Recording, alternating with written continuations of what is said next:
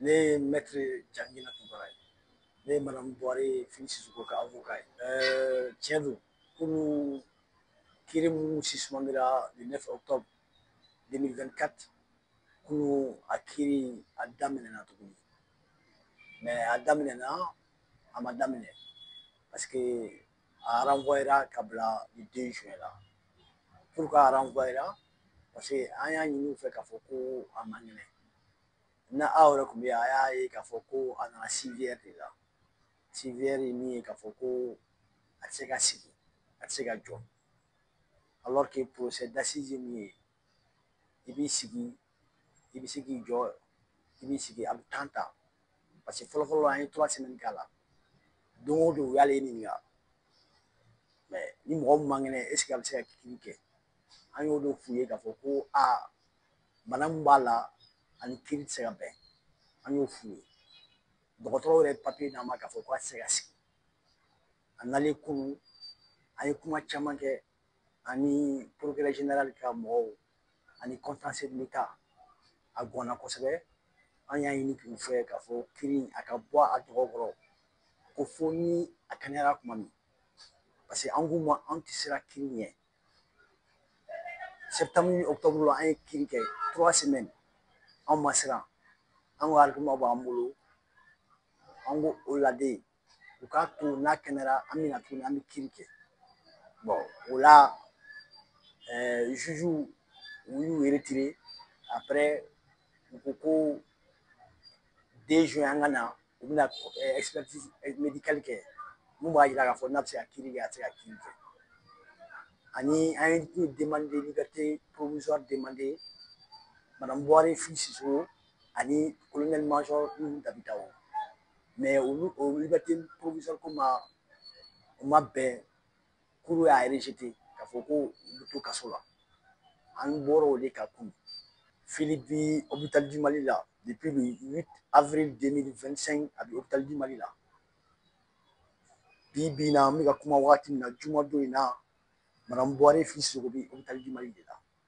parce que a tɛ se ka bɔ yen parce que a kan ka furakɛli kan ka k'a la. An b'o o hokumu de kɔnɔna na. A ma bɔ hôpital du Mali la a bɛ hôpital du Mali la depuis le 8 avril 2025 a bɛ hôpital du Mali la. Kunun an tilalen u seginna n'a ye. Hali sisan ni ne yɛrɛ bɔra n'an tilala sisan ne yɛrɛ bɛ taa lajɛ. A tɔgɔ ye jumɛn ye sisan le 2 juin an bɛna tuguni parce que médecin ko ka taa lajɛ n'a sɔrɔ a bɛ se ka kiiri supporter mais anw hakili la hali 2 juin a tɛ se ka supporter parce que a kan ka traitement kɛ.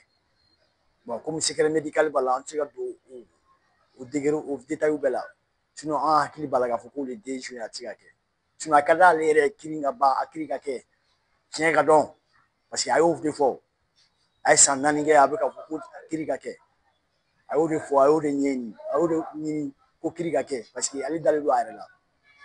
anw fɛ nin ko in ka ban a sɛgɛnna o de don le 2 juin a ti cour yɛrɛ bolo dɔgɔtɔrɔ de b'a fɔ parce que an bɛ mun na sisan o ti juge ka spécialité ye bɛɛ n'i ka dɔnniya don dɔgɔtɔrɔ de bɛ se k'a fɔ sisan a bɛ se ka kiiri kɛ a tɛ se ka kiiri kɛ mais an m'o résultat sɔrɔ fɔlɔ mais anw miirila la ne yɛrɛ min y'a ka avocat ye ne yɛrɛ fɛ n b'a dɔn kosɛbɛ nin y'a san 2 ye n y'a ka avocat ye mais ne yɛrɛ b'a dɔn n b'a dɔn cogo min na n'a ka kɛnɛ a tɛ siran mais adamaden bana bi adamaden bɛɛ minɛ mɔgɔ tɛ se ka fɛn kɛ bana na bana ni saya kɔni an sɛbɛnko t'o ye dɛ a man kɛnɛ de n'a ka kɛnɛ a bɛ na parce que ale yɛrɛ fɛ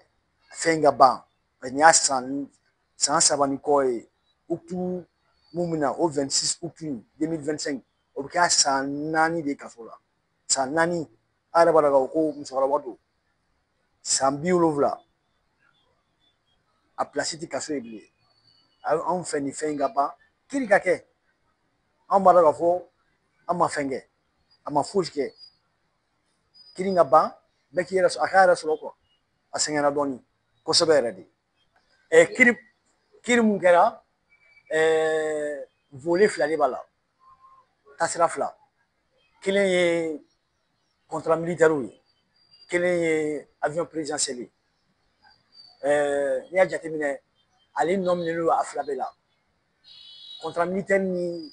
avion présidentiel. Pourquoi? Parce que a wagati ale tun ye ministre de l'économie et des finances.